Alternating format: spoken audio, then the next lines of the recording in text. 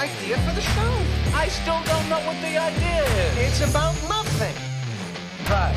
Everybody's doing something. We'll do nothing. They say, what's your show about? I say nothing. There you go. I think you may have something here. Cross Coast Bias presents the League About Nothing podcast. All right, everybody, welcome back. We have our Week 4 recap. Another exciting week, the fourth week of the NFL season, the fourth week in a row. We are trending up on points scored on the league median. We hit 200 this week. It's about time. All right, so before we get into those matchups and those scores, we're going to hit waivers, injuries, and trades. We're going to start off on the waivers. Not a lot of action on the waiver claims. Do we have to start with waivers? It's going to be a fast one. All right. Lipke for $2, anyone? Sure, that's an exciting one. What was the total dollar amount spent on the total waivers dollar this amount week spent from all on players our Wednesday waiver run was $3 combined combined amongst Nice. all the players that were claimed. Wow. Not exactly a banner week for waivers as per usual. No, it really, it's surprising when there's more than $2 and $3 spent here and there. Yeah, it's pretty much if a backup quarterback happens to be unowned. Well, that was sort of the case this week. Tim Boyle did end up going for $0, but it turned out he wasn't the backup. Right. I had already picked up the backup last week. We picked up Huntley 21. last week, but we 21 had some back. speculation. Anyway, so Hunter Lipke, $2 to my team. Bids from Georgia Mike and from Benign Rug as well, both at $0. Not a lot of excitement there. Lipke, I think, scored 5 points or something like that, though. Not Yeah, he has emerged as the third down back for the Cowboys for some reason. Yeah, we'll see. Maybe he'll have a touchdown sooner or later and end up in the lineup. Actually, he's probably in the lineup anyways. I have no running backs. Right. We're gonna move on though, because you picked up Jeremy McNichols for $1. Pickup of the week. Yes. Mel also bid $1 on this. I guess you had the higher priority or higher whatever it was. And this is actually a really good move because McNichols scored 20 points this week, 20.9. I'm sure he's in your lineup. Yeah, he was my running back too this week. I was not expecting this many points. I figured that he would fill kind of a lesser Eckler role with Eckler out, maybe play some passing downs, but he ran for 2 touchdowns. So it was a nice little bonus pickup. The best part was that Mel, as soon as the waiver claims processed, tried to trade me Tim Boyle for Jeremy McNichols. And I told him if I wanted Tim Boyle, I would have bid $1 on Tim Boyle instead of Jeremy McNichols. I was going to say you both bid $0 on Tim Boyle. So it wasn't like you ignored Boyle completely. And that's a trade that would have made sense because you already had Huntley and Boyle would have given you, hey, no matter which direction Miami chooses to go in, I've got the starting quarterback. I was pretty confident that Tim Boyle was not going to see the field because he's Tim Boyle. Yeah, that's a truer statement has never been said. Now, I just gave you the praise for getting McNichols here, but you dropped Olamide Zaccheaus, who put up 19 points. So really, you only netted your team 1 point on this claim here. Well, they can't all be winners. The only other waiver claim on Waiver Wednesday was Scotty Miller, who went for $0. I think it was to Ruggs' team. Also bids from your team and Mel's team. Right. At the time, Van Jefferson had suffered an eye injury and we weren't sure if he was going to play. So thought maybe Scotty Miller would be in the lineup, but obviously not. Not that it would have mattered because no receivers outside of George Pickens score any points in Pittsburgh. But in a league this deep, we'll take anybody who's on the field. And it looked like Scotty Miller might be on the field. Yep. Scotty Miller. We'll keep an eye on him because he's very fast, but I don't think he does anything else. No, he mostly just runs down the field as fast as he can and is ignored by everyone. Yeah. Well, somebody's got to do it. All right, let's move over to injuries. Every week takes its toll. This week doesn't seem quite as bad as some of the other weeks, but let's start off with those quarterback injuries like we always do. Unfortunate blow to your team. Anthony Richardson got a hip pointer. He came I don't know if he stayed in the game and then immediately came out on the next play after trying to run an option.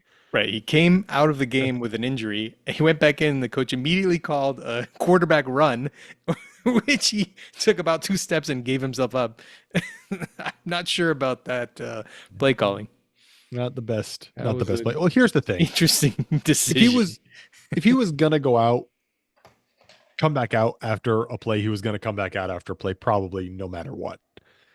It wasn't like maybe if they called 7 straight passes or runs or something, but eventually he's going to need to use his body as well. Right. So Looks like, thankfully, at least avoided serious injury. But yeah, they say he's day to day. We'll see. I'm sure he's a tough guy, but you can only do so much. He just continues to be injury prone. His body does not seem to enjoy playing football. All right, one other quarterback injury of note. Will Levis left Monday Night Football. He has an AC joint. You saw him on the bench. I don't know if you've seen, but like they showed him on the bench. Looked like he was trying to like pop his shoulder in and out, and he looked like he was in extreme pain while doing it. Yeah, he tried to throw a little bit on the sideline, and he was just wincing, and it was obviously wasn't going back in. They are on bye, so we're probably not going to get any injury update until next week at the earliest, probably next Wednesday, unless it's something really serious and he's like going to IR. But I assume we're not going to hear anything about this for a while. Yeah, they don't have to update any reports over the bye week, so Yep. we'll have radio silence for a week, and then we'll find out more. But the good news is the extra week does help him potentially not miss any time. All right, I'm going to skip to tight ends right now. We had one tight end injury worth noting. Taysom Hill hurt his abdomen, according to the team. So he had a chest sprain before the game. They say this is a different one. Speaking of guys whose bodies don't like them playing football, this guy is... Taysom Hill is like 40 years old now. He's in his mid-30s. I don't know very many people that age who like playing football. Anthony Richardson is the strongest, fastest quarterback we've ever seen, and he's like 22 years old. There's a big difference between these two people. Taysom Hill has been brittle in his career, and they continue to just slam him into the pile over and over, and then he leaves with injuries over and over. It's a shocking development, really. We'll know more soon. Hopefully with Taysom Hill. That offense looks very different with and without Taysom Hill, which is such a bizarre thing to say because like I can't exactly pinpoint what it is that Taysom Hill does. He's the centerpiece of the offense. He's had 2 touchdowns early in the game before he got hurt again. He is the offense. He's something. I still don't know. Like him and Patterson, guys that were around the league bouncing around doing this, doing that, and then all of a sudden, like in their mid-30s, they're really good running backs or something. Yeah, it defies logic. No, none of it makes sense. All right, some running back injuries. Speaking Travis of Patterson, huh? I said speaking of go Cordell straight to Patterson. Yeah, there you go. Patterson hurt his ankle. They didn't say high ankle, so I guess it's just a regular ankle sprain, but that leaves Najee Harris as basically the only healthy running back there. Right, because Jalen Warren already missed this week with a knee injury. Yep. Cordell Patterson was playing a pretty sizable role. He was. Until he went down, and then it was all Najee Harris because they don't have any other running backs. I assume they've got a couple of guys hanging out on the practice squad that they'll elevate or something. They have someone named Aaron Shampkin, but I'm not sure if that's a real I'm pretty person or sure not. you're making that up. I've not verified if that's an actual human being. Yeah, they'll have bodies for whatever game they have this week, but I don't know if they'll have Patterson or Warren. So maybe we'll see some waiver claims on whoever's the next guy up. Seems unlikely. I'm assuming that we're going to see a lot of Najee Harris. Probably. And maybe some roster moves by the Steelers. Yeah, right. Other running back injuries, Travis Etienne hurt his shoulder. He left the game, sat out for a bit, and then came back in and looked fine. But I don't know, something to keep an eye on, something to look out for. Yeah, we'll see how the practice reports look. The fact that he basically stayed in the game or came back in the game means he's probably likely to play this week. But Yeah, again, something to keep an eye on.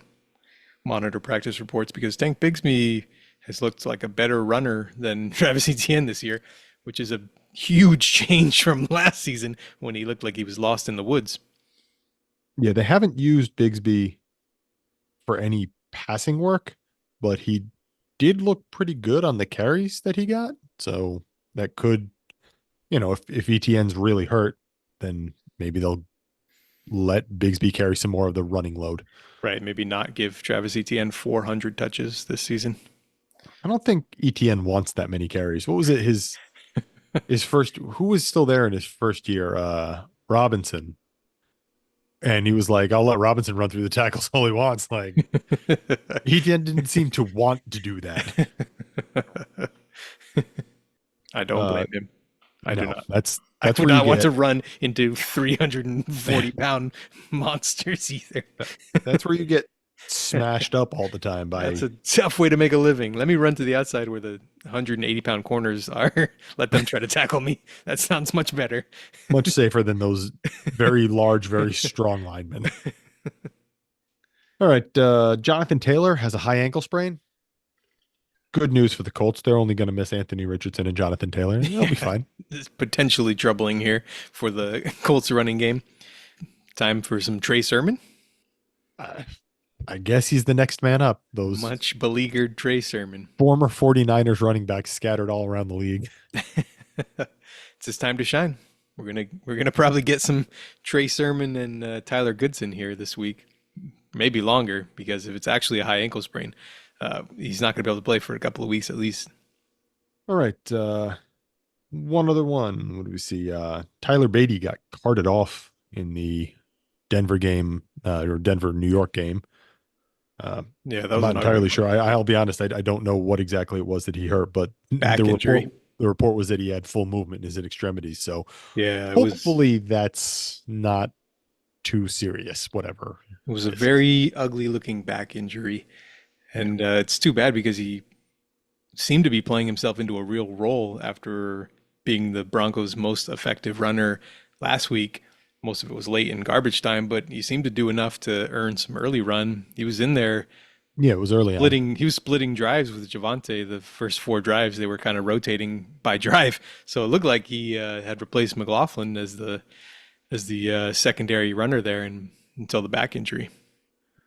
Yeah, so hopefully he recovers quickly. It's always tough when a guy is getting a chance and then, that gets snatched away because of injury. Yeah, it hurts, especially when you're kind of a fringe NFL talent and you finally get a chance in the spotlight only to have it taken away immediately. That's a tough pill to swallow. All right, over to the wide receivers. We had Christian Watson with a high ankle sprain. He is another guy whose body does not like playing football either. He just cannot stay healthy. He finally got his hamstrings balanced out or whatever the heck he was doing in the offseason. Sure. And now take a little off the top, trim him up. He took a bad shot. He got his leg bent underneath him. I'm surprised it was not a fracture, but apparently he's already had x-rays and confirmed it was not broken. But yeah, it looked really bad. I would expect him to land on IR here shortly. Yep. And speaking of your legs getting caught up and looking bad, Rashee Rice unfortunately got taken out by his own quarterback, Patrick Mahomes. Oh, that was really unfortunate. So his knee went the wrong way. Yep. We have to assume it's at least an ACL, possible that he damaged more than just that. Right. I mean, they haven't confirmed anything yet. We're a couple days later now, which is a little odd to me. I guess maybe they're swelling and they can't get a good image or something. Yeah, it's probably too swollen to do anything, which is not a great sign. Nope, does not. It's too swollen to get clear imaging. Well. Yeah, that's probably going to be bad. Yeah, so maybe there'll be further damage. We obviously hope not, but yeah, it looks like his season may be over, most likely. Even if it's not an ACL, which again 95% chance it is, I can't imagine he's coming back this year after how bad that was. Yeah, the Chiefs are suddenly running thin on skill position players here. Yeah, everyone was Pacheco. They lost Hollywood Brown in the preseason before they even got to see him on the field. Lost Rice now. And the narrative coming in was how these are like the best weapons Mahomes has had in years. And now he's got none of them. Back to old reliable Travis Kelsey. Travis Kelsey finally broke 35 yards for you this week, though. Oh, yeah, that's because Rashee Rice wasn't taking all of the routes in the Rice middle of the field. actually still had a pretty good game before he went out. He had a decent day. Yeah, he's been the focal point of that offense. It'll be interesting to see how they adjust without him, because that's gonna be a problem. It's a good opportunity for Worthy, at least, and he's been getting worked in a little bit more. They seem to be limited with how much of the playbook he's got control over. He's certainly gonna have to pick up some slack. We're gonna see a lot of Justin Watson, Juju Smith-Schuster, guys like that. Yeah, I forgot Juju was back. Right. Yep. We're going to see a lot more of those guys going forward, unfortunately, for Patrick Mahomes and the Kansas City Chiefs. Well, Juju can do a credible Rice imitation, I think. Like 70% of it type of deal, where he's like, he's not going to get you anything afterwards, but he can run the same routes. It's what they used him for a couple of years ago. I don't know if he's 70% of Rashee Rice at this point of his career. Sure. I just think back to a couple of years ago when he was there, and he got a lot of volume, got a lot of catches, didn't really do a ton with it, but he's reliable enough. He's professional enough that, in terms of actually on the field stuff, he's pretty unprofessional. You know what I mean? Well, as long as they still have Patrick Mahomes, they'll be able to generate offense. Yeah, it's true. He's a magician. Only other wide receiver injury I want to note is Malik Neighbors had a concussion in the Thursday night game. We haven't really heard much else. He's in the protocol. Hopefully he's all right. Well, the good news is it was on Thursday, so he's got extra time to kind of clear the protocol. We haven't seen many players clear it within the same week, but the extra couple of days here may give him a shot at suiting up this week, as long as he doesn't have any symptoms, which hopefully not. It's off to one of the hottest starts of any career that we've ever seen. So it would be a shame to have him miss any time. That it would be. I'm a Giants fan. We've established this. I have basically only enjoyed watching the games to watch Malik Neighbors this year. Yeah, without Neighbors, that offense is not have much to offer. Gonna see a lot of Wan'Dale Robinson targets 5 yards from the line of scrimmage. Oh, Robinson, he was. I've never seen someone have as good and bad a game as Robinson. He basically caught everything thrown his way, but he had a bunch of chances where all he has to do is gain like 1 or 2 yards for a first down, and Jones has hit him in stride and he's moving. He just immediately gets tackled. He did absolutely nothing extra with the targets. Well, he's also like 5'3", 140 pounds. So. But that's the thing. He's getting a target in open space. He should be quick enough to avoid the He's got tiny legs. He can't cover that much ground that fast. He should be quick enough to avoid the swipe tackle from the corner. And if he wants to go down, if he wants to pull a Tyler Lockett and go down before he gets hit, fine. But get the first down first. Lockett does that at least. This offense is in big trouble without Malik Neighbors. That's all I know. That's true. All right. Let's move on. We've got some trades to discuss this week. Ooh, we got a lot of trades this week. I've been telling everyone to do better, and the league came through. We had 7 trades this week, multiple first-round picks moving, a lot of players, quarterbacks, couple. It was a good week of trades. I'm excited to get into these. Yeah, apparently people have seen enough now. They're ready to make some big moves. Well, 4 weeks is a large enough sample. Now, a lot of these were before the 4th set of games were played, but 4 weeks is a large enough sample size that you can kind of say 1 or 2 weeks is a fluke.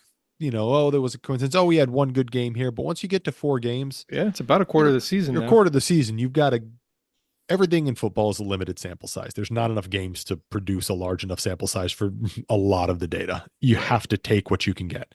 And we're at 4 games now. So, people are what they are at some point.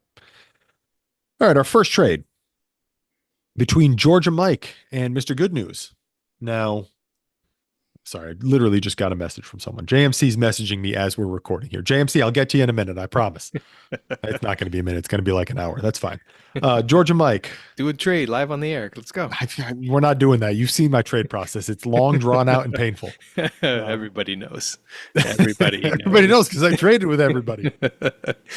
Somehow you get trades done, so I'm not questioning it. You say that, but you do question it. I know you do.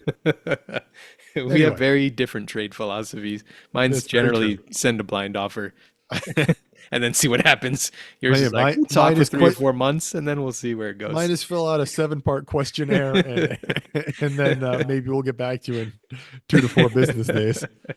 All right. So for one more time, Georgia Mike and Mr. Good News made a trade. As we've established, Mr. Good News is very much looking towards the future. So in that vein, he's unloaded some pieces that are producing now to varying degrees. Shockingly, Georgia Mike players to sell. Yeah, he did. Yeah, I said it last week on the podcast. Somebody come and get Alan Lazard. Here we go. Georgia Mike was listening. So Georgia Mike picks up Alan Lazard, Trevor Lawrence, and Emmanuel Wilson. In return, Mr. Good News received Nick Mullins, Terrace Marshall, and first and second round picks attached to Georgia Mike's roster in 2025. So this is really mostly a Trevor Lawrence for first and second round pick trade, in my opinion. Giddy up. Georgia Mike's going for it. He needed that second quarterback now with Malik Willis back to the bench. And he wanted to continue winning. He feels like his window's open, and he's certainly going for it with this trade. Yep. Early prognostications have shown that next year's quarterback draft class probably isn't the best. It doesn't seem awful or anything, but to get a guy like Lawrence now who's under contract for another 4 years after this one, you know he's going to start. Right. He's not going anywhere. He's not been producing great, which is probably part of the reason that Mr. Good News was willing to trade him.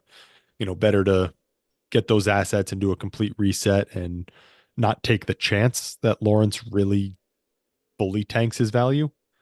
Right. Draft picks generally don't lose value. Players not until you make them. Players can get hurt and underperform and things like that. So when you're in this multi-year deep rebuild, it's always better to have your value tied up in picks versus players. So Mullins and Marshall are bench guys at best. They really don't factor in much. I guess Mullins, if Darnold goes out, Mullins would have some more value as another piece that Mr. Good News could flip. Yeah, they're just incidentals, lottery tickets. He's got plenty of bench space, so might as well stick some more guys on there that potentially you can get late picks for if things break right. If not, yeah, they're not carrying much value in this deal, obviously. No. But Lawrence and Lazard, you know, Wilson's the apparently primary backup for as long as, I guess, we don't see Lloyd in Green Bay. Who knows how long that'll be. Yeah, and it's been a bigger split than we expected. Kind of expected Jacobs to dominate the workload, and he did for the first couple of weeks. But the more Wilson plays well, the more he's kind of forced himself on the field. And considering Georgia Mike's running back situation, if he wants to be a competitive team, any carries he can get are welcome. It's true. So it was a good throw into this trade for him. It was.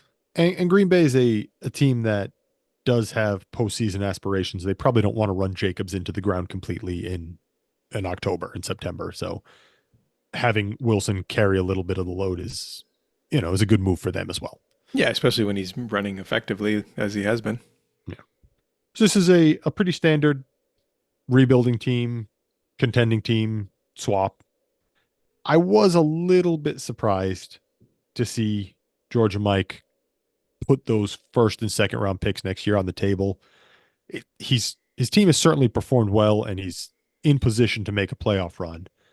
But it's early enough in the season that I wasn't really sure he was going to do that.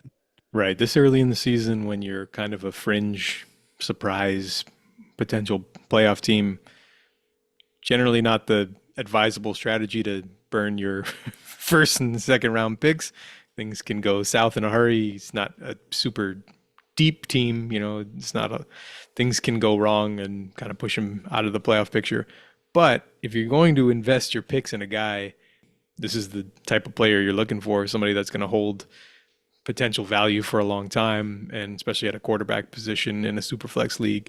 Yep, If you're willing to burn that pick early, this is the guy that you're looking for, because even if ends up a mid-round pick, you're probably not going to be able to draft a quarterback that you like better than Trevor Lawrence going into next year anyway. And you definitely needed another quarterback to be a competitive team. So it made sense. And he actually outbid me.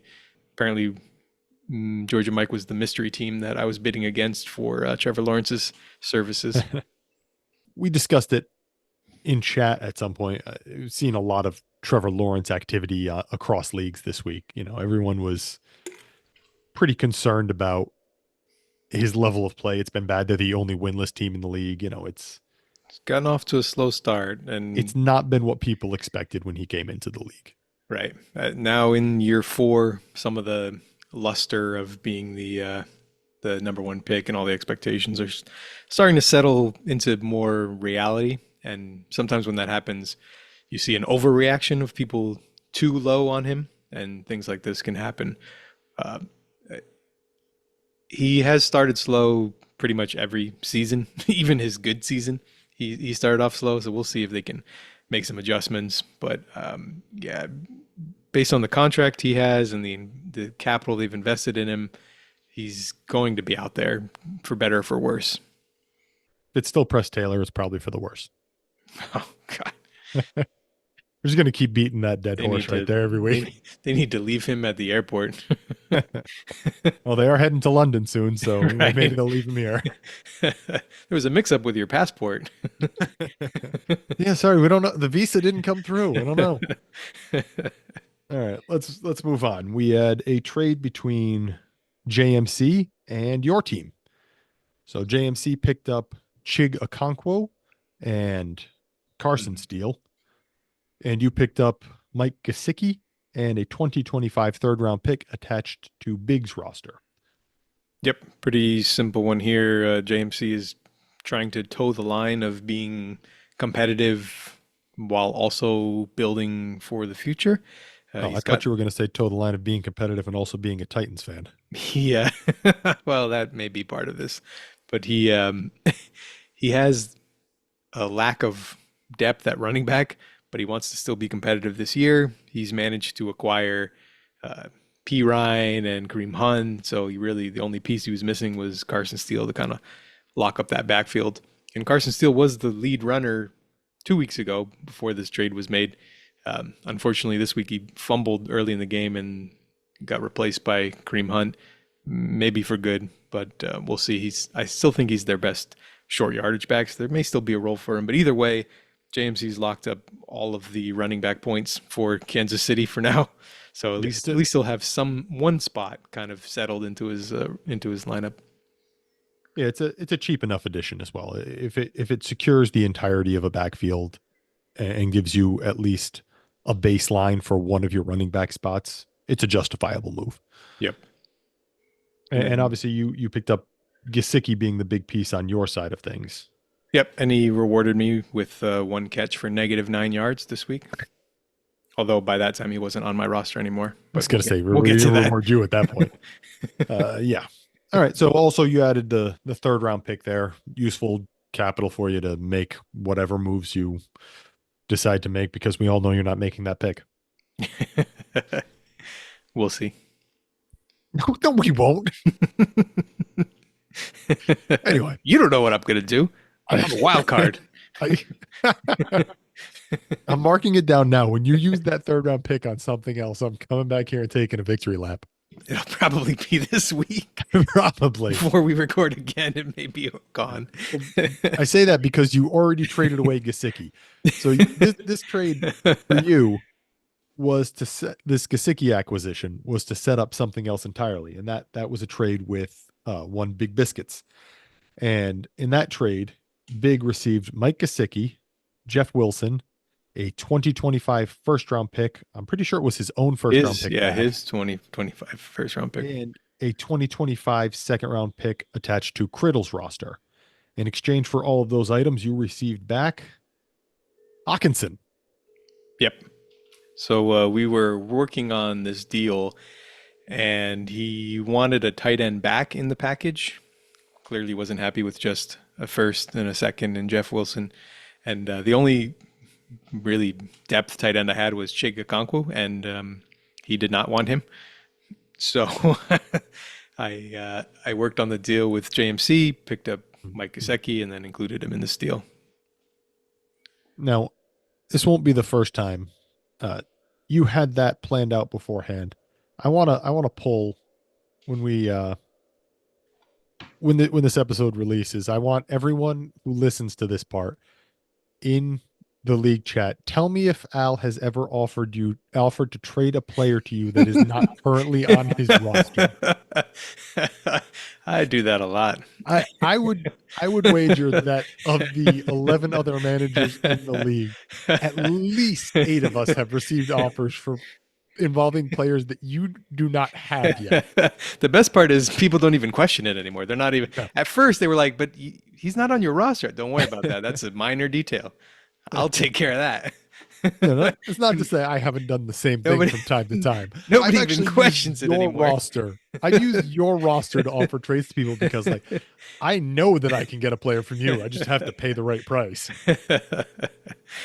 Like, I could offer CeeDee Lamb to someone and be like, listen, don't worry about it. I can pay enough to get CeeDee Lamb. Everybody's got a price. Exactly. I just have, you have to accept that first, then I have to go and, deal with it.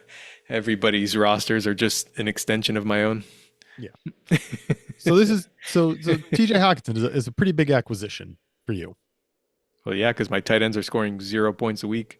I needed to add another one who's also scoring 0 points. Yeah. So obviously he's not back just yet, but I'm pretty sure they've opened up the practice window for him, haven't they? Or at least they've said that they're going to. Yeah, I haven't seen him officially open it yet, but yeah, at some point, hopefully he will be back this year, sometime in the future, and potentially help my team because, tight ends are important in this league, and tight ends that score points are even more important and harder to come by. Well, so you shouldn't have traded away Gesicki. He had at least one catch. he scored more points than Mark Andrews this week. Although Mark Andrews had more yards. I think I saw or read or heard, I can't remember exactly, that Andrews ran like 9 routes this week or something like that. Well, they only threw 14 passes or something, so there wasn't a lot of routes to be run by anyone. But yeah, he's now back-to-back goose eggs. Up early and up big, so they didn't really need to do a lot of throwing. But even still, that's tough. 2 weeks in a row of a combined 2 targets and no catches is starting to become a concerning trend for Mark Andrews. Yeah. And I felt like if I wanted to be a competitive team, my strength was supposed to be from my tight ends, and it hasn't really come to fruition this year. So yeah, anytime there's a tight end available, especially a guy that we've seen be a top option, yeah, I'm gonna put in an offer. Whether or not it gets accepted is another story. But this one definitely went through. Big sells Hockenson, who hasn't played a snap for his team. His team is dominating right now, anyways. So he picks up Gesicki, is a depth option. Speaking of setting up another trade with exactly. Trade. Gesicki's a depth option. He'll make the lineup a few times. And we've seen the tight end in Cincinnati be a solid tight end 2 option for the season, which is probably what Gesicki will end up being. And obviously that has a lot of value in the league. But the real thing for him is he got a first round and a second round pick. And that second round pick is, middle of the second round ish, maybe, if, depending on how Criddle season goes, that first round pick is going to be a late one. But still, having a first in the next draft is a big thing for a contender who's already sold off a lot of pieces. Yeah, but they were burning a hole in his pocket. He could not wait to trade those picks away. Well, let's just jump right to the next one, because he sure did use some of those picks right away. Big made another trade pretty quick after that with Georgia Mike. Now, if you remember, Georgia Mike had just picked up Alan Lazard and Trevor Lawrence in a trade, And he said, you know what? I don't really like that Lazard guy. He gives me the willies. So he sent him over to Big. Big picked up Alan Lazard, Trey Tucker, Elijah Higgins, and the big one here, JJ McCarthy. In exchange, he sent back Zach Ertz, Chase Brown, and what was the other one? Jordan Akins, and that 2025 first round pick that he had just received back from your team, and it's his own 2025 first. So this is another pretty big trade here. Yeah, interesting acquisition for Big to pick up the quarterback on IR. We know he's already got quarterback depth, maybe not necessarily the greatest long-term outlook for his quarterback room. So it's nice to have the luxury of stashing a guy like J.J. McCarty. And then Lazard gives him a sneaky stack with Aaron Rodgers. Trey Tucker has skyrocketed in importance suddenly with Devontae Adams on the trade block. He now looks like he's going to be one of the top options in Vegas. And, of course, Higgins gives him the handcuff for McBride, who's currently injured. Yeah, and he was trading away Zach Ertz, which doesn't sound like a big deal, but the way that offense has looked and the way Ertz has looked in this league kind of is a big deal. Yeah. So making sure that he secures the Arizona tight end position, in addition to picking up Gesicki in the last trade, keeps his tight end room functional. That was the biggest part of this for Georgia Mike, is the fact that he got multiple tight ends back and running back depth and a pick that he could potentially use to buy more players to kind of help fill out this lineup. He was really shallow at tight end and running back. He's now got the quarterbacks. He's had the receivers already. He's been building that room up for a while, but he was really lacking at tight end. Ertz gives him a guy that's going to be in his lineup pretty much every week. Akins has been consistently getting targets with David Njoku out, and Chase Brown we saw score. Yeah, he blew up this week. He had a really big week in his first week on Georgia Mike's roster, and could potentially push for a bigger split there with Zach Moss in Cincinnati. So, I mean, these guys were basically throw-ins. It was really the first for McCarthy was the big piece of the deal, but definitely important pieces for Georgia Mike's contending roster. It's not the type of move that you expect to see the number one team, or I don't know if he's number one, if he's got the most points, but one of those top contending teams make to pick up McCarthy. But I think Big wants to, we already know that McCarthy is a guy that he flag planted on in the pre-draft process. And I think he wants to secure some quarterback depth for the future. Aaron Rodgers is one of his main guys. And we don't really think Rodgers is going to be around all that much longer. Yeah, it hasn't been the greatest start of the season for him coming off an Achilles. Not surprising. We've seen similar struggles from Kirk Cousins, another older quarterback coming off Achilles. Yep. So this is an exciting trade here. Be fascinated to see what Georgia Mike ends up doing, because now he's got that flexibility again with a first round pick. It's not his own, but a first round pick.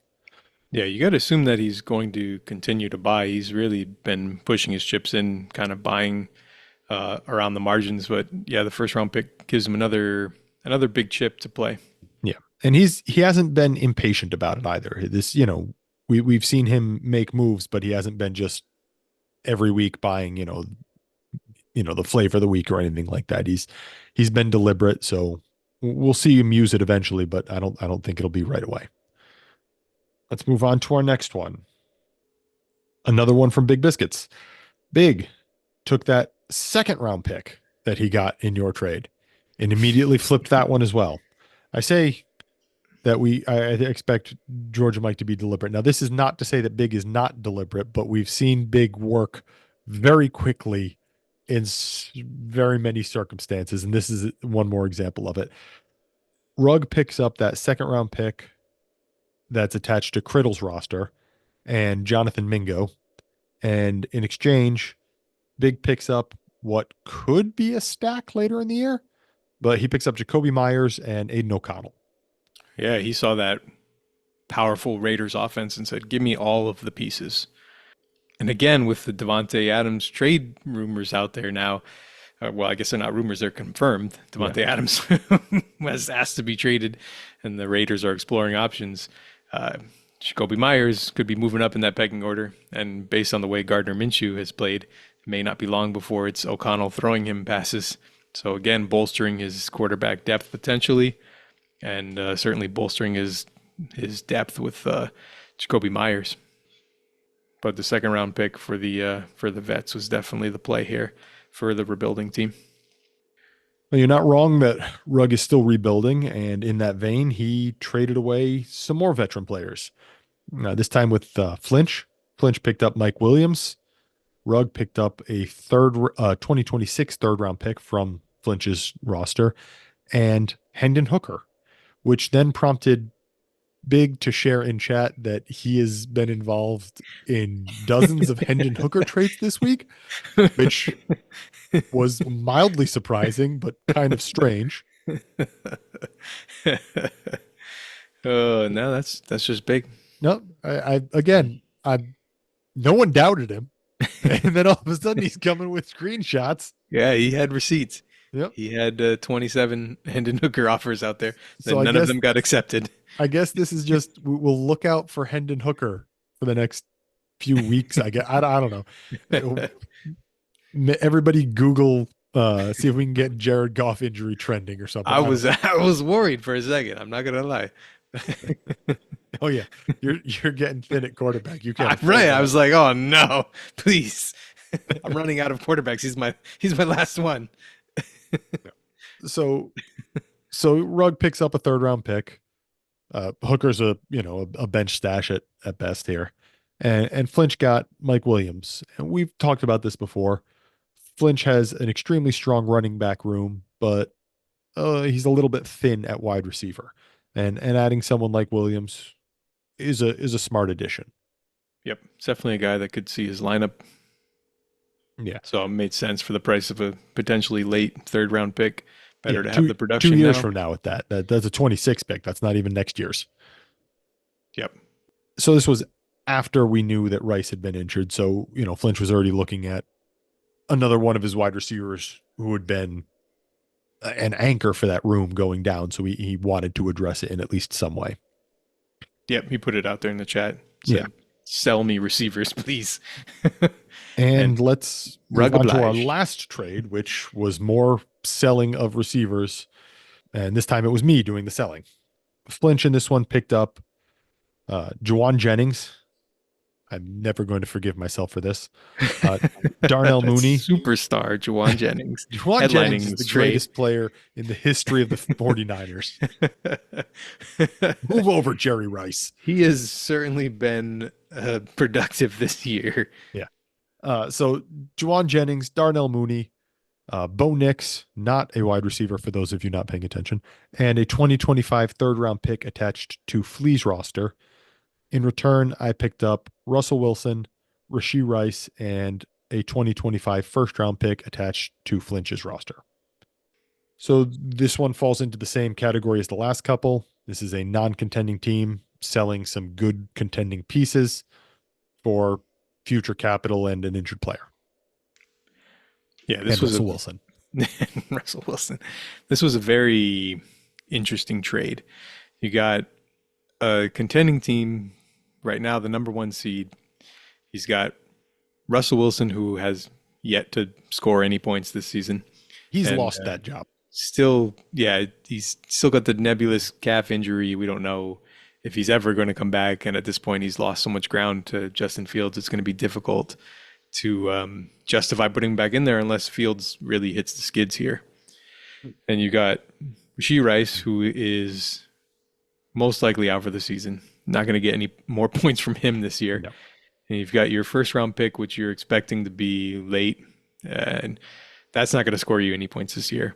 So he definitely went out, packaged the assets he had available that weren't helping him this year, and bought points. Yeah. I mean, Jennings and Mooney have both been guys that will make a lineup almost every week. They've been in my lineup, I think, every week. They've been very, very productive.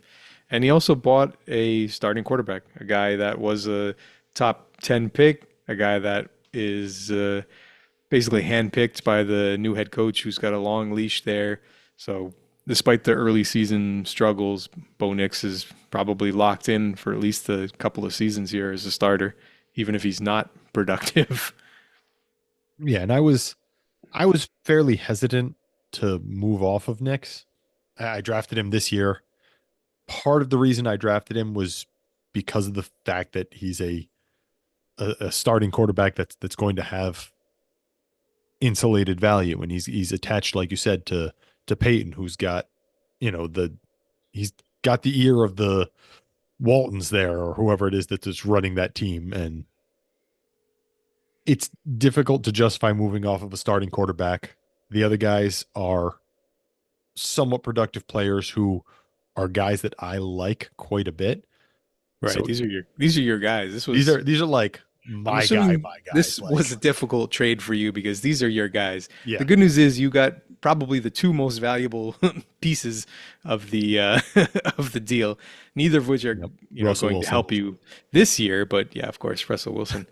But Rashee Rice was pushing top 10 dynasty value at wide receiver before the injury. He's also a handcuff to your quarterback one, Patrick Mahomes. So that helps going forward. And then another first round pick gives you a big, large control of the 2025 draft now. Yeah, well, I only had 3 before, so now I get 4. 4 first round picks. Yeah, you will again dictate what happens in the 2025 draft. It looks like you've got a lot of leverage there.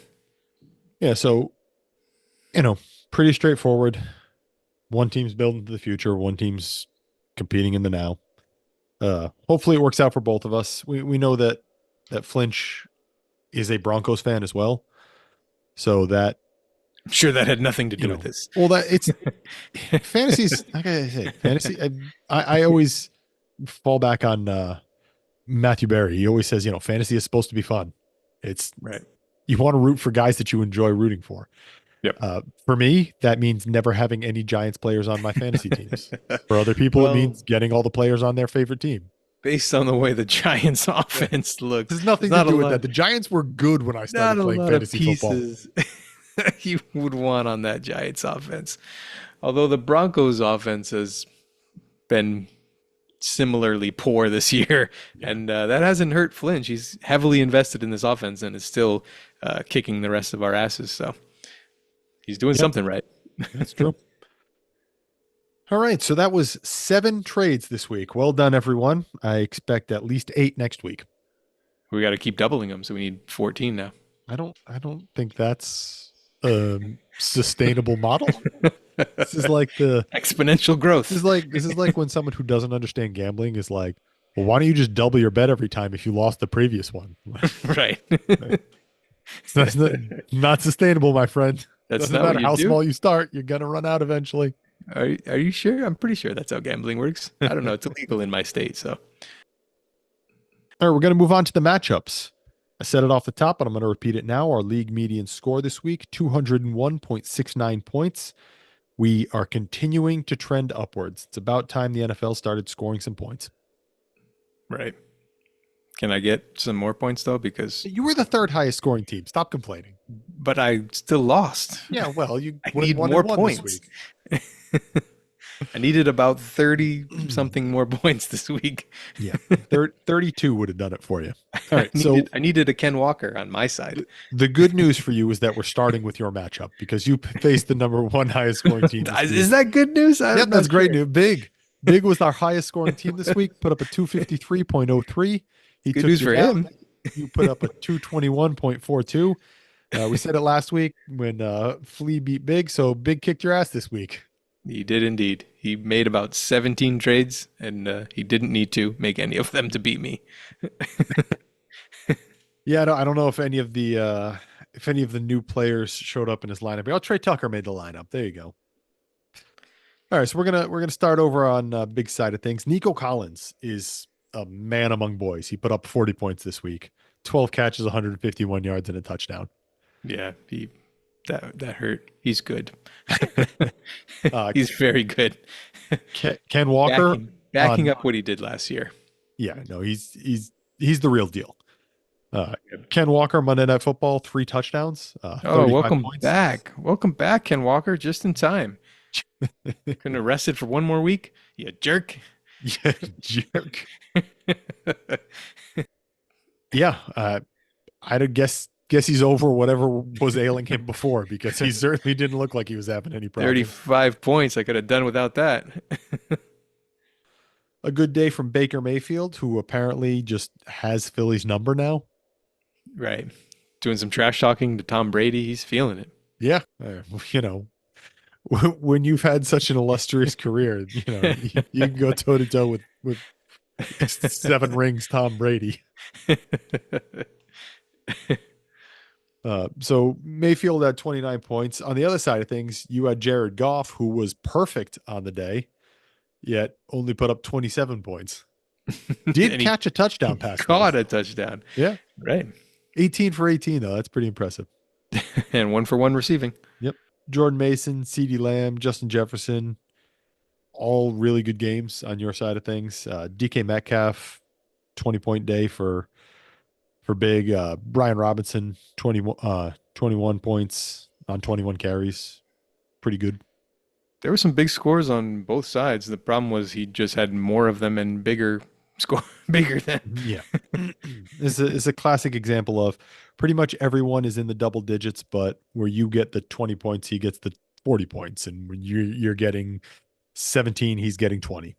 Yeah, and it didn't help that I got a 0 at one of my tight end spots this week. Take a look at those tight end spots. You two with the best tight end rooms in the league. I don't want to talk Sam about it. Laporta, 14 points. Luke Musgrave, 7 points for Big. On your side of things, Travis Kelce, welcome to the 2024 season. About time. 22 points, 7 of 9, 89 yards, somehow only 2 first downs with 89 yards worth of receiving. I don't even know how that's possible. I mean, one of them was a 38-yard catch, but even with that, you should have more than 2 first downs. Your tight end 2 was Mark Andrews, who had 0 catches on 1 target. Right. Not great. Put him on a milk carton because he is lost. Probably shouldn't have traded away Mike Gesicki. You could have had 0.85 more points in your lineup. That would have been better than what Mark Andrews gave me. Yeah.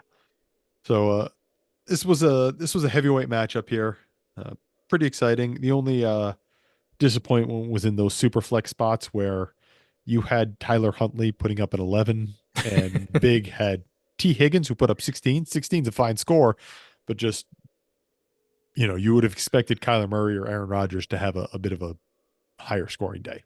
Yeah, not a lot of great quarterback scores. I mean, Baker and Goff were good, but the rest of our quarterbacks were pretty disappointing. I mean, Richardson was on his way to a good game until he got hurt. Yep. You were both relying on Tyler Huntley in various spots, and that's just, as I said, that was your first mistake. He almost broke 100 yards. That's bad. That's bad. It's very bad. Well, he only had like 25 through the first half, so he was much better in the second half. Again, this is damning with faint praise right here. I don't think Tyler Huntley is the answer to Miami's quarterback woes. No, the only answer is, can Tua come back and be what he was before? Oh, I thought you were going to say contracting the team. Well, that's a possibility. Hadn't given that much thought. Dispersal draft. All right, I'm gonna move on. We're gonna try to pace ourselves quickly here with the matchups tonight. Our second highest scoring team was the Commissioner.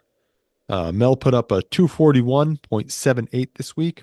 He beat out Benign Rug, who put up a 194.42. Oh, this is the first week I was not the 7th highest scoring team. Well done, everyone. Were you lower than 7th? Yeah, I was much lower. I don't know exactly what I was, but I was not. I always, when there's a streak going of that, I always try to keep track of it so we can let people know. But anyway, solid week from the Commissioner's team. Solid week from Rug's team, 194 points. Yeah. That's the most points I've seen from his squad in a while. Yep. At the top of things, battle of the rushing quarterbacks, Justin Fields and Jaden Daniels. 30 points for Fields, 25 for Daniels. That Washington offense, as we've discussed, is just humming right along.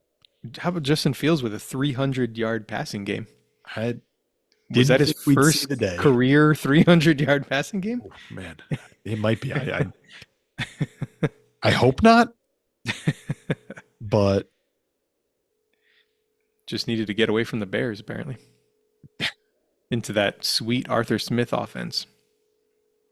it seems to be working out well for Fields. They did lose the game, but they put up 24 points. If you put up 24 points every week on a team with a good defense, that's you're going to win more than you lose. Yeah, it definitely hasn't been Justin Fields' fault. No. And he's playing behind a ramshackle line, too. Half the line is on IR already. And he's been, very good unexpectedly, which is good for Mel. Gives him unexpected quarterback one. That's always nice. Yeah. Speaking about unexpectedly being good, DeAndre Swift. Right. Looked like he was about to be benched, averaging 1 yard per carry coming into this game. Yeah. 31 points. Don't know where that came from. 7 catches, 72 yards, 16 carries, 93 yards, a touchdown.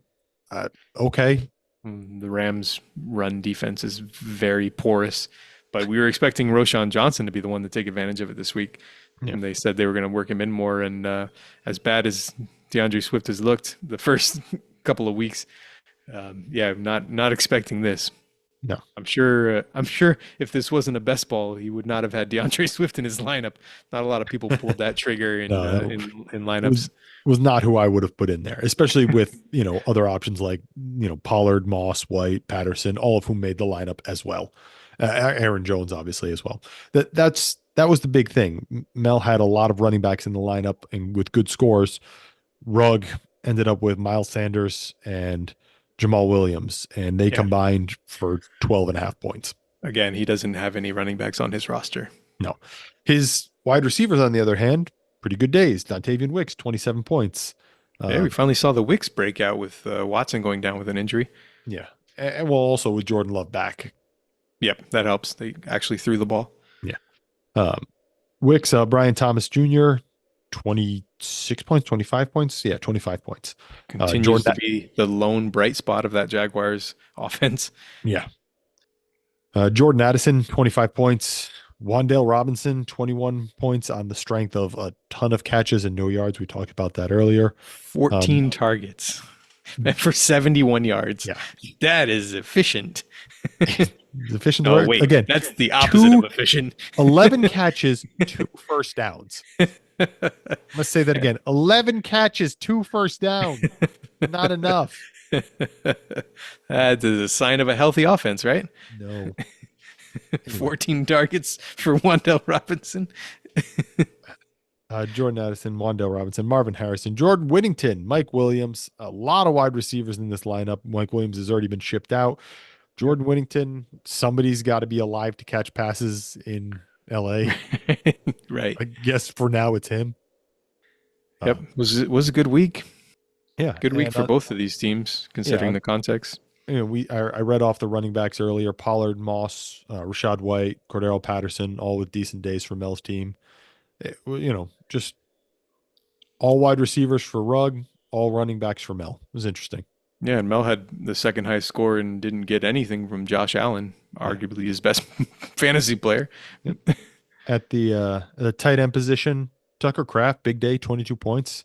He appears to have surpassed Musgrave on that depth chart at tight end. Doesn't appear. He's done it. He's playing about 5 times the snaps that he's looked good playing now. Yep. I mean, part of this was probably due to the fact that they threw the ball like 50 times because they were down massively. But even taking that into account, he's played well. And Noah Gray, 11.5 points for Mel as well, 4 catches, 40 yards. Yeah, that might be a bigger part of the offense with Rashee Rice out. We may see more Noah Gray. They're going to need someone to step up, and Gray has been reliable when he's been used. He hasn't been used a whole lot. He hasn't seen that high usage rate, but he said somebody's got to step up. Right. When you got no receivers, you might as well play more tight ends, I guess. Yep. On the other side of things, Hunter Henry, 5 points. Jatavian Sanders, 5 points. Sanders is a rookie. He's getting worked in a little bit. It's good to see. Hunter Henry's going to be up and down. Yeah, welcome to tight end, the state of tight end in the year 2024. Yep. Let us move on to our next matchup. That would be, let me see, Flea put up a 221.09. Flea took down Criddle, who put up a 194.22, which is only zero point 0.2 points behind Rug there for that seventh highest scoring team, I think it was. So Flea gets the 2 wins, 221, nice solid week. Sam Darnold, still in the starting lineup. Every Best week. quarterback in the league.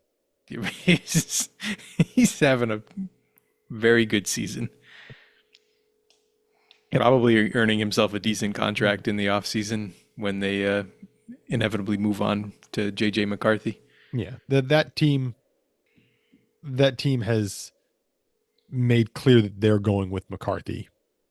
But I mean, at some point, they have to have a conversation about it, right? Yep.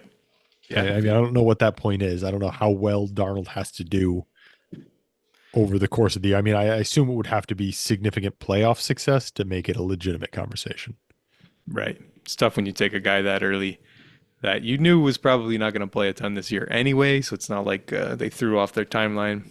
Darnold was only supposed to be a bridge quarterback. Just now it's going to be a full year bridge. But yeah, if he keeps playing like this, somebody's going to pay him. Yep.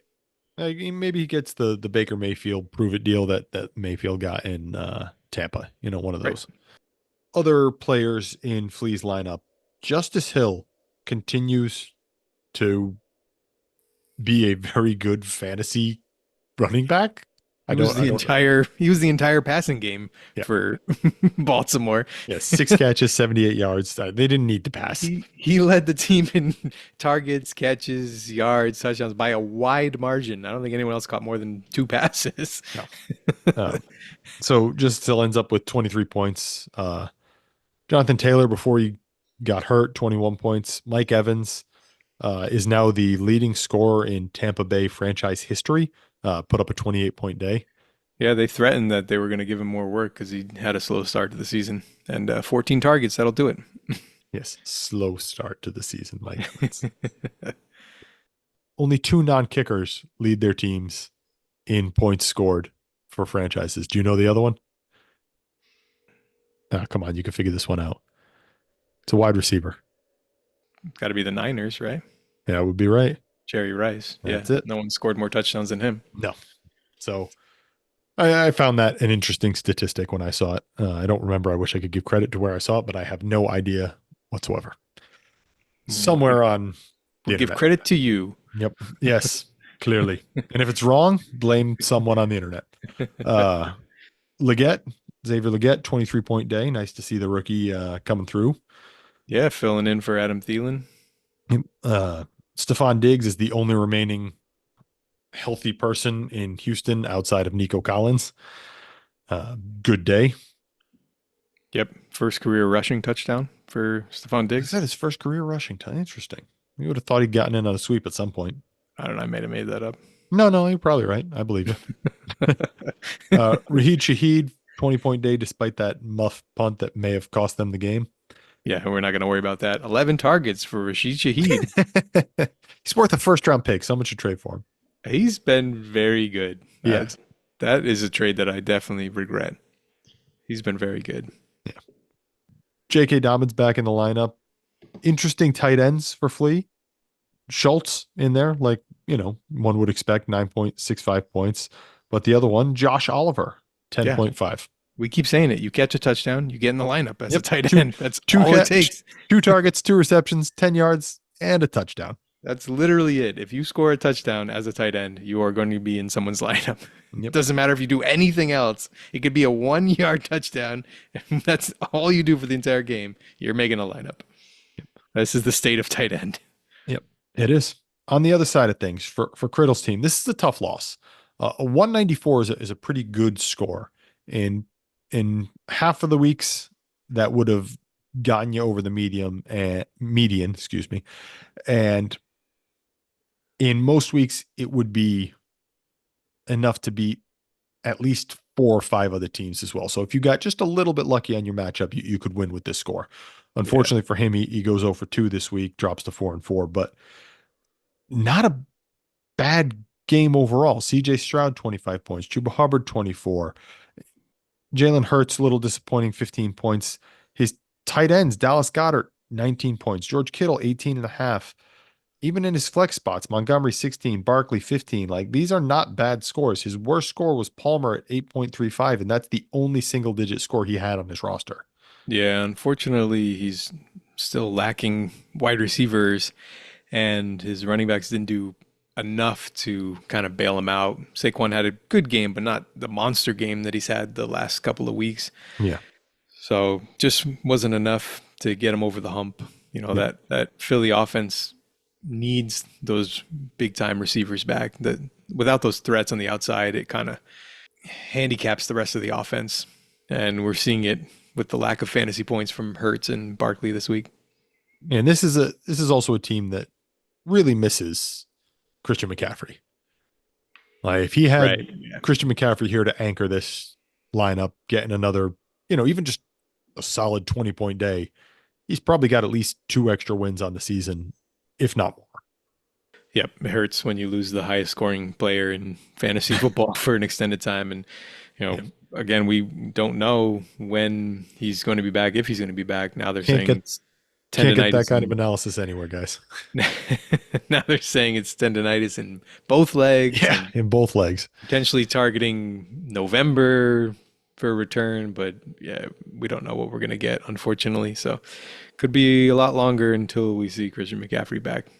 From now on, whenever Christian McCaffrey does come back, I'm going to send the Kirk Gibson gif to chat just on repeat with 2 bad legs.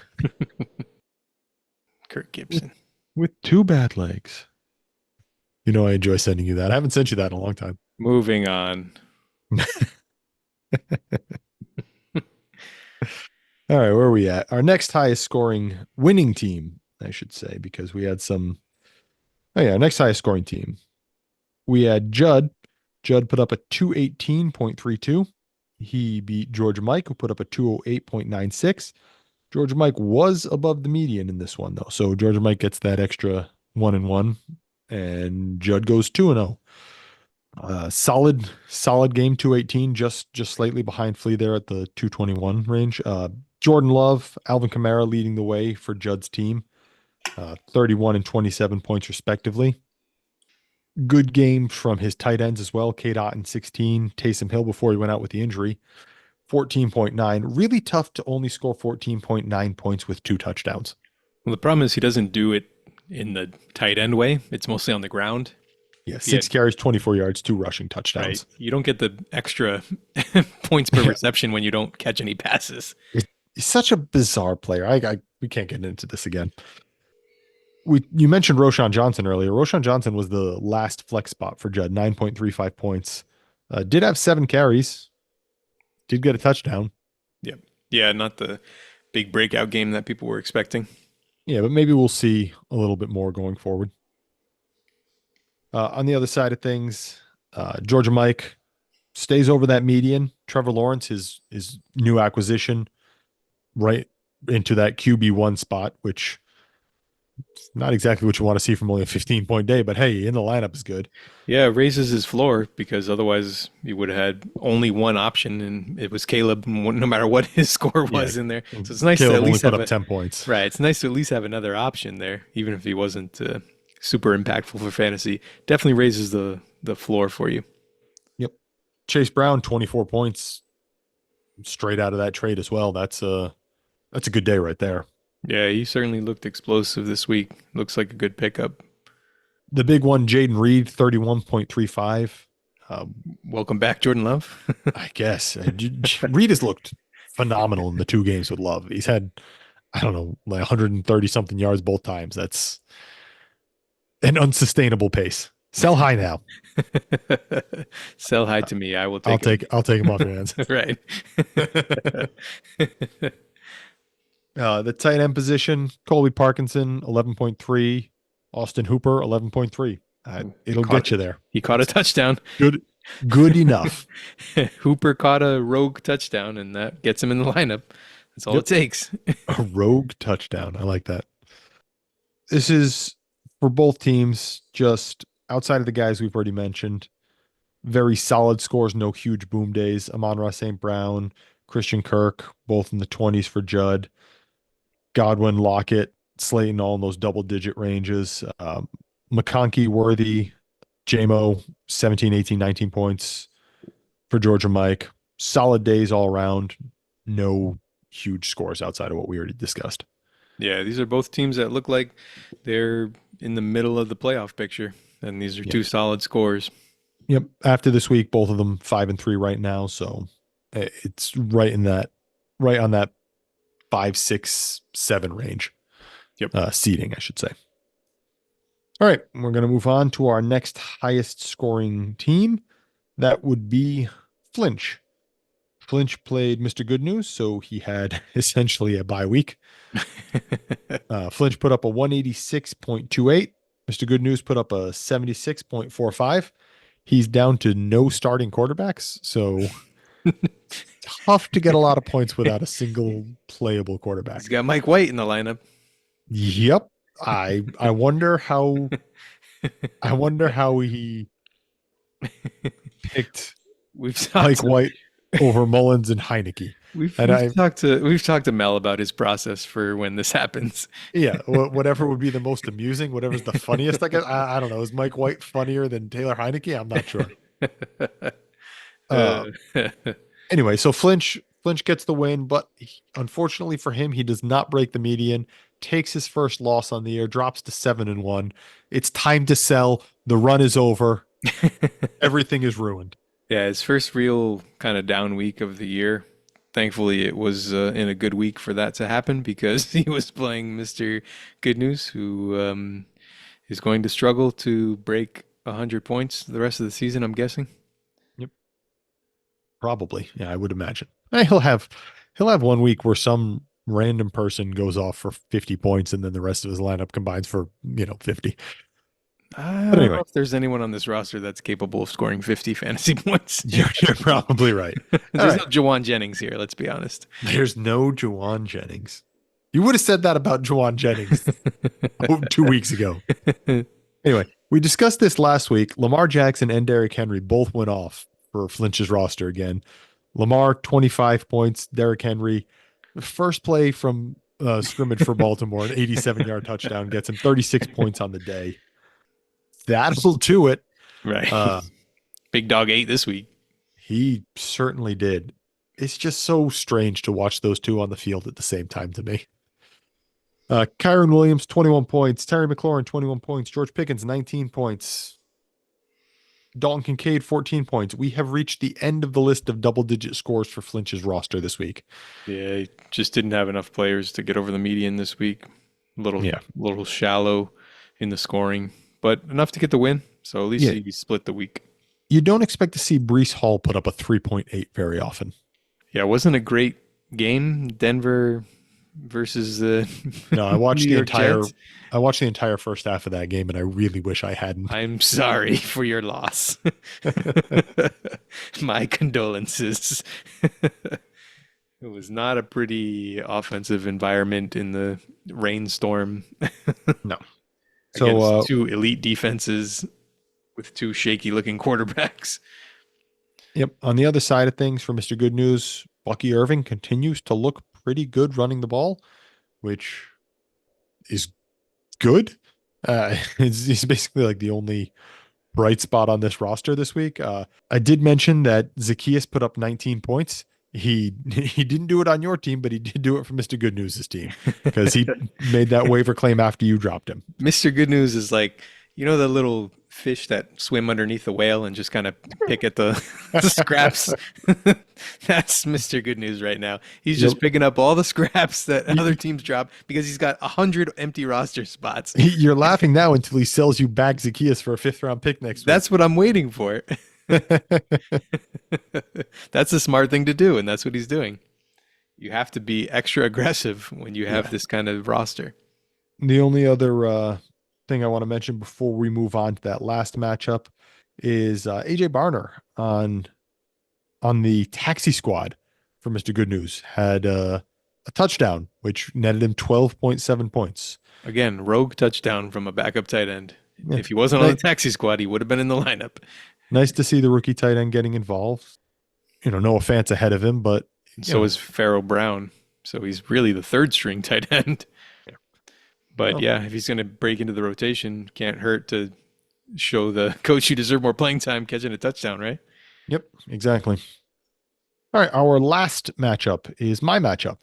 I played JMC this week. JMC won. He put up a 148.57. I put up a 143.07. We were both well below the median score on this one. Not exactly a heavyweight fight here in this matchup. Listen, my QB1 was Joe Flacco. Who didn't start the game. Nope, he did not. Not a high scoring affair here. Josh Downs put up 26 points, which is great for me because, I had Joe Flacco and he also got points for that. He put up 16. Fryermuth had 20 points. I'm pretty sure that was my highest scoring player on the week. Yep, it was. Malik Neighbors, obviously huge day on Thursday for JMC. Outside of that, his highest scoring player, as we all would have predicted, was Dare Ogunbowale, who put up a 16.4. We are done with this matchup. We are not discussing anything else here. You don't want to take another chance to sell Rico Dowdle, your running back one? Sure, he was my running back one. Yeah. I mean, at this point, it's not a committee with Zeke anymore. He is the lead bag. Zeke is kind of faded to the background. He's not going to be an RB1 in terms of fantasy numbers, but he is the RB1 there. Right. And his numbers have not been bad. They've been quite serviceable. Yep, got in the end zone this week. Boosts the scoring a little bit. Somebody at some point will come calling for him. The best part is you had two Dallas running backs as your two starting running backs this week. Yeah, Hunter Lipke was my other fullback. Hunter Lipke, you're running back 2 this week. Yep. So if anybody wants to secure that Dallas backfield, do you still have Zeke on your team? Where's Zeke hanging out? Okay, I have Zeke. I'll throw Zeke into whatever deal you want to make. There we go. 3-team trade. I'm happy to include Zeke in that trade.